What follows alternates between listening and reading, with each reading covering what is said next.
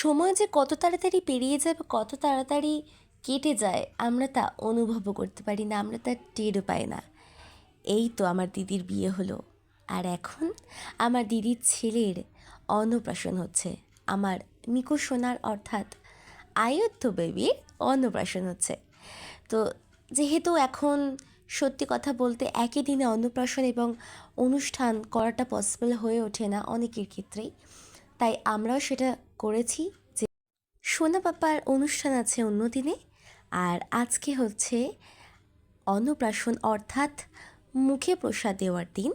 তো আমরা আগের দিনই চলে গিয়েছিলাম দিদির বাড়িতে, আমি আর মা।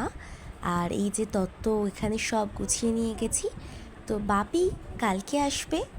তো আমরা রাত্রির দেখো 12:30 একটা অবধি আমরা প্রায় এই তত্ত্বগুলো ঠিকঠাক করে রেখেছি। তারপর ওখানটা ডেকোরেশন করেছি, কারণ আমরাই করেছি এখানে। এখানে আর কোনো ডেকোরেটর কাউকে বলা হয়নি। তো পরের দিনের জন্যে তো ভীষণ পরিমাণে তোড়জোড় চলছে।